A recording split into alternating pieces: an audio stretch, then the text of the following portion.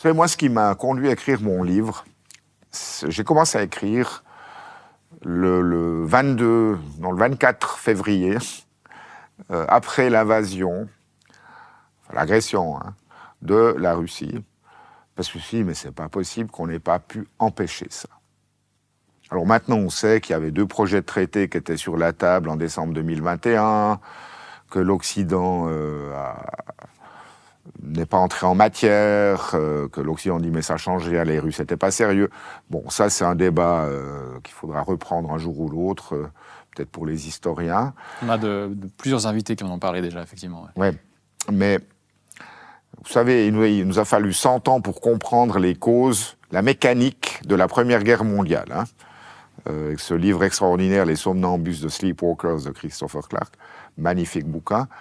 Donc je ne sais pas quand on connaîtra vraiment toute la mécanique qui a mené à cette guerre d'Ukraine. Mais après, j'ai eu un deuxième coup de sang, peut-être encore plus fort, lorsque l'Occident a tiré la prise aux négociations qui étaient sur le point d'aboutir à un cessez-le-feu. Et ça, c'était 6 semaines après. Début avril. Vous participiez à ça, d'ailleurs. Et moi, là, je sais, parce que j'étais là. J'ai même eu des entretiens, parce que les Turcs étaient intéressés de travailler avec nous sur le concept de neutralité pour l'Ukraine. Qui d'ailleurs, c'est peut-être une discussion qui va revenir assez rapidement sur la table. Mais on a l'occasion d'arrêter une guerre. Pour tous ceux qui connaissent un petit peu, mais pas beaucoup, mais un petit peu, c'était clair à ce moment-là que si la guerre continuait, il y aurait une escalade et les morts se compteraient au moins en dizaines de milliers, plus probablement en centaines de milliers. Et maintenant, on en est là aujourd'hui. Et ces gens sont morts pourquoi? Parce que pour l'Ukraine, dans le meilleur des cas, à moins que tout d'un coup la Russie s'effondre comme un château de cartes, comme Bachar el-Assad, et son armée soit effondrée comme un château de cartes, mais franchement, ça m'étonnerait. Donc, le meilleur des scénarios pour l'Ukraine, c'est que le conflit s'arrête là où il a commencé, ou disons, où il est maintenant. Je ne suis pas sûr que les Russes soient prêts à ça. J'ai l'impression que les Russes, ils veulent encore pousser leur avantage. Alors, tous ces gens sont morts pourquoi? Et ça m'a vraiment, j'ai trouvé qu'il y avait quelque chose de profondément immoral dans les décisions qui ont été prises à Londres, à Washington, à Kiev. Alors à Moscou, on le savait déjà avant, c'était même illégal. Mais là, il y avait quelque chose d'immoral parce qu'un cessez-le-feu était à portée de main. Et puis, c'est les Américains, avec leurs alliés britanniques, qui ont dit non. Et ça, il y a Lloyd Austin, le secrétaire d'État à la Défense, qu'on peut citer, qu'on peut retrouver, qui a dit quelques jours après, non, c'est trop tôt, il faut d'abord affaiblir la Russie. Alors bon, ils ont peut-être affaibli la Russie, mais ils ont affaibli tout l'Occident en même temps. Enfin, peut-être pas les Américains, mais en tout cas l'Europe. Il y a aussi eu le cas de Boris Johnson, qui était mentionné par le négociateur ukrainien. Oui, alors moi je pense que Boris Johnson, non, m'en souviens, il était là, c'était quoi, le 8 avril, je crois. Mais Boris Johnson, on sait bien qu'il était là en service commandé pour les Américains. Enfin, il ne prend pas ce genre de décision tout seul. Et vous étiez donc à l'intérieur, vous avez vécu de ça de l'intérieur, ce moment-là, ces pressions-là? Donc moi, j'étais à Ankara, et puis il y avait eu un téléphone entre Cassis et le ministre turc des Affaires étrangères, et les Turcs m'ont convoqué une fois pour dire on serait intéressé de discuter avec vous de neutralité, si vous pouviez participer, parce que quand même, vous, la Suisse, vous êtes le modèle, le stéréotype mondial de la neutralité. Je ne sais pas s'il dirait encore la même chose aujourd'hui. En tout cas, à l'époque, ça l'était encore. Oui, ça l'était encore. Pourtant, on avait déjà repris les sanctions. Et puis, on aimerait travailler avec vous sur des modèles de neutralité. Puis on a un peu discuté de modèles de neutralité, puis comment on pourrait mettre ça en route. Puis après, le négociateur en chef m'a dit, je ne suis pas optimiste.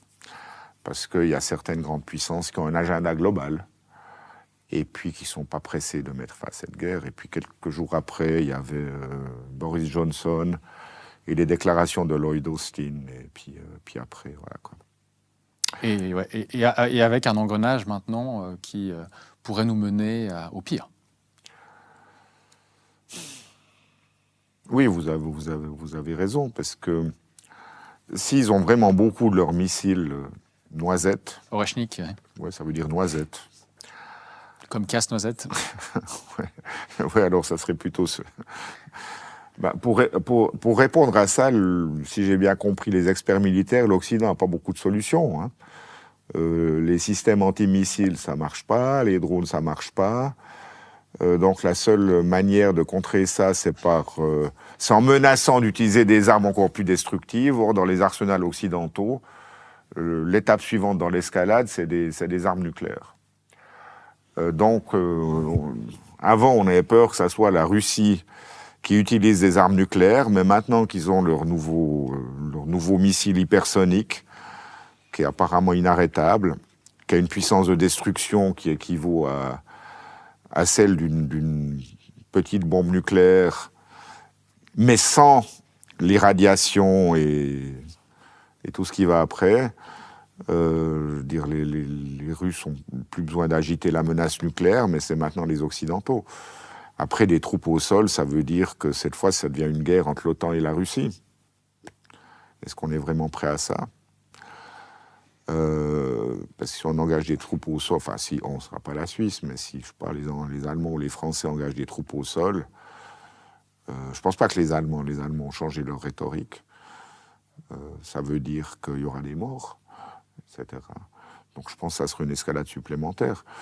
Non, bon, écoutez, je ne pense pas qu'il y aura des... Voilà.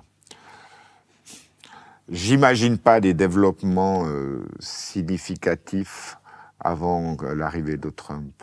Ce qu'il faudra voir, c'est comment Trump va négocier ça. Il a promis de mettre fin à la guerre en 24 heures.